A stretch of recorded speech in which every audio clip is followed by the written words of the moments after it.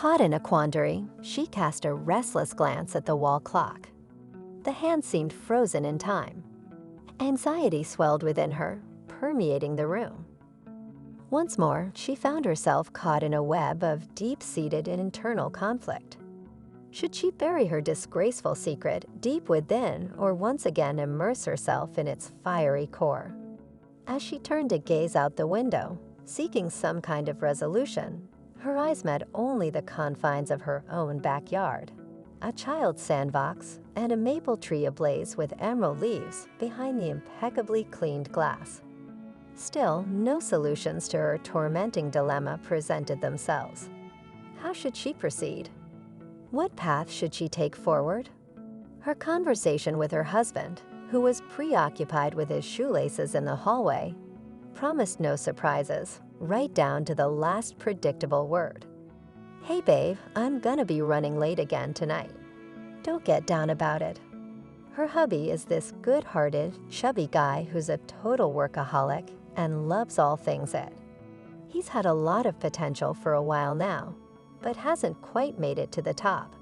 No worries, sweetheart. I'll handle picking up the kids from school and their clubs. We'll even have your favorite, creamy meatballs, for dinner. She's a freelance landscaper living out in the countryside, juggling 3 kids at the ripe age of 40. Next week, they were supposed to celebrate their porcelain anniversary, where they should have broken dishes that have been around for 20 years and buy new ones for some good luck. But these kinds of traditions and rituals just aren't their thing. Their once happy-go-lucky marriage, built on love, has long been consumed by monotony, dreariness, and an old tattered dress that they're reluctant to let go of. It's growing increasingly intense. Scarlett, on the delicate paws of an affectionate kitten, stealthily approached the computer. Her tech mentor, Carter, had instructed her on how to weave enchanting connections with the latest digital devices. A social media tab materialized on the screen, and behind the flickering green glow of online presence resided her newfound deity, her idol, her source of joy and contentment. The profile picture displayed the familiar image of a striking gentleman clad in an elegant tuxedo, a pristine white shirt complemented by a bow tie adorned with a glimmering pearl at its center. To her, this ensemble was neither antiquated nor garish. After all, in his avatar's backdrop, a lady donned a captivating hat with a veil and exquisite wide brims, as if their faces were deliberately shrouded in mystery. Oh no, the young lady wasn't seeking excitement on the vast realm of the internet, nor did she venture onto dating sites or put herself on the market. Their connection blossomed by chance, in a spontaneous, unexpected, and audacious manner. His initial message was like no other. "Hey there, Scarlett. It's Carter. I stumbled upon your profile online.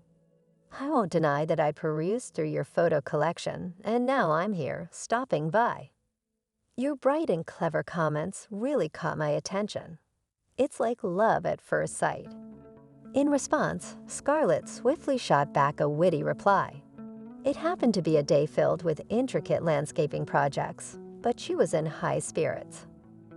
"Well, if my married status, along with 3 kids, a fantastic husband, and a bustling household doesn't deter you, then so be it. I'm game to become the lady who captures your heart. Just don't come begging for mercy later on." This gentleman on the opposite end of the line captivated her spirit in a playful manner, igniting a whirlwind of unfamiliar emotions, sensations, worries, and uncertainties. In her essence, Scarlett was not predisposed to disloyalty. She treated her life partner warmly and respectfully, having known him practically since infancy. However, she lacked the strength to resist temptation. He never offered her anything in the real world, never called her for a date, never hinted at virtual intimacy, or uttered cliches or ambiguities. The marvel lay elsewhere. He was completely and genuinely himself, understanding her half-heartedly, willing to listen to any nonsensical musings that crossed her mind. Perhaps I conjured this fleeting joy of mine, weaving love from dreams and fantasies. The woman pondered constantly, yet she was dreadfully anxious about asking or pressing for anything more. Their connection was remarkably profound, yet simultaneously elusive, a mere breath, and it would dissipate, like smoke curling away from the flames of her yearning and aspirations. She couldn't quite articulate why she placed such unwavering trust in this man. He arrived when it suited him, vanished at will, yet somehow managed to tether her to him more tightly than iron chains. Just yesterday, they had shared a hearty laugh over a new client of hers, who fancied transforming her yard into a replica of the Tuileries garden in Paris. With an endearing enthusiasm, the admirer of French elegance declared, "Lily has completely captivated me. I need that kind of beauty in my life." He wouldn't accept any objections regarding the rather absurd notion that a cluster of exquisite sculptures scattered across a lawn, framed by birch trees, might appear, to put it mildly, a bit mismatched. Over the 6 months of their connection, Scarlett had divulged everything about herself to her beloved. And then some. There were no tangled messages, no obstructions or remnants of the past. He embraced her for who she truly was, with all her virtues and flaws. He consoled her over trivial matters, like when their twin sons brought home dismal grades in chemistry from school. He celebrated her daughter's triumph, a budding naturalist, when she took the stage for her debut concert. The only flicker of disappointment for Scarlett was her beloved's reluctance to share details about his own life. It was this very hesitation that left her feeling slightly unsettled. At times, it felt to Scarlett as if her conversation partner was Pygmalion, sculpting the unseasoned Galatea into the perfect companion. Yet she was met with disappointment. He didn't discuss their future together, made no grand plans. He lived solely in the present, taking each day as it came. A gentle warmth surged through Scarlett's veins when his greeting flashed on her screen. "Hey, my sunshine in the icy sea. I've missed you so much. It's been precisely 8 hours, 47 minutes, and 26 seconds since we last spoke. But didn't a guy manage to get through a novel and much sunshine in cold water and call her so wonderfully? Surely he can't be a mere mortal from this flawed planet," Scarlett mused, closing her eyes in delight. "Hello, my knight, my hero, my joy," she greeted him instantly. Since they had met, she had learned to follow her instincts and even managed to declare her affection for him, to which he had replied, "The feeling is mutual, my dear. I will love you always." Yet he didn't elaborate beyond those words. Their conversations evolved in a colorful manner. He gradually won her over, bit by bit, surmounting her internal battles and musings. She often thought, "God, grant me the strength to resist this overwhelming urge, this burning need to be close to him. I love my husband, and I can't fathom what kind of spell grips me when I spot that vibrant green light online, pulling me in like a moth to a flame." Scarlett tried to scrutinize her unremarkable past. She had married Carter, her high school sweetheart, at 18. They were like siblings, inseparable. A wholesome boy with a love for the exact sciences, their bond had skipped the typical romantic courtship. Carter simply gave her sweet treats at no cost, flowers his mother sold at the local stall. Not much romance there, especially since they often helped his mom create elaborate bouquets. Scarlett had a knack for creativity. They tied the knot right after their freshman year of college. Both had entered university without much hassle. She chose the Architectural Institute, and he went to his desired math and mechanics faculty at the university. Post-graduation, the twin brothers Jackson and Thomas entered the world, followed 5 years afterwards by Emma, a lively little girl who perpetually sported a sly grin. Post her second maternity leave, Scarlett secured a respectable position that afforded flexible hours. Carter had long been entrenched in a beloved IT firm. Their lifestyle was neither lavish nor lacking. A mortgage flat, cars bought on installment plans, and annual seaside vacations. Life rolled on evenly, lacking both dramatic highs and desperate lows. Scarlett, puzzled anew, wondered, how on earth did Carter creep into my heart and captivate my every sense? This query plagued her as she surfed the web, her mind wandering away from familial thoughts. Infidelity? That was a road she wouldn't even contemplate. Her musings were interrupted by her smartphone's ring. A perky tone delivered by the CEO's secretary announced an obligatory corporate retreat at a stylish rural hotel the upcoming weekend. Non-attendance was not an option. In the midst of crafting perfect little meatballs for dinner, Scarlett was alerted by the subtle bleep of her computer. It was Carter with a new message. She quickly apprised him of the upcoming corporate getaway.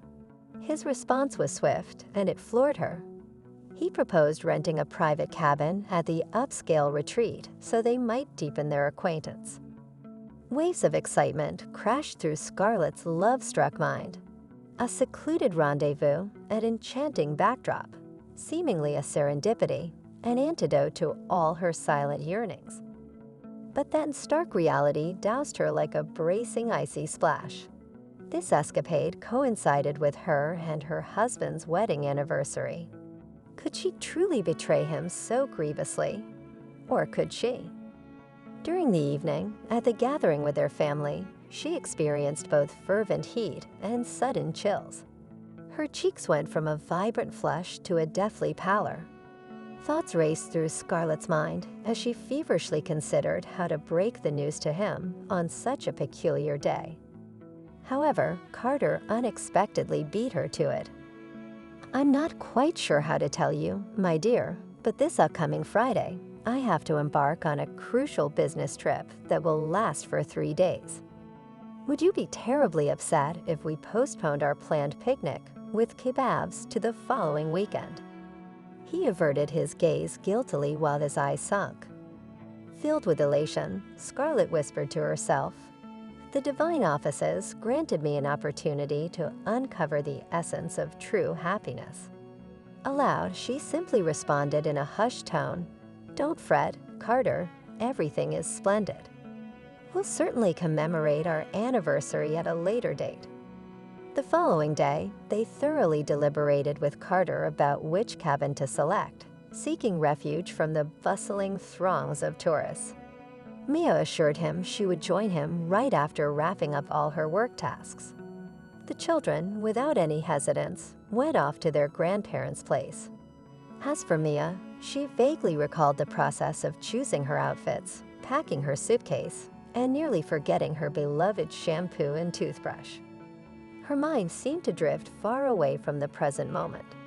The seminar at the hotel unfolded without any major upheavals.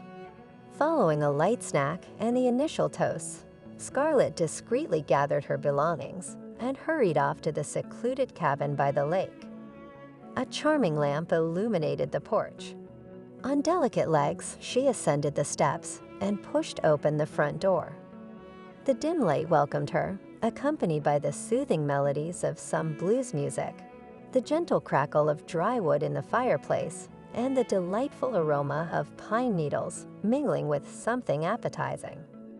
A large vase filled with fruits adorned the table, beside sparkling glasses of ruby red wine and gleaming yellow wedges of cheese and lemons.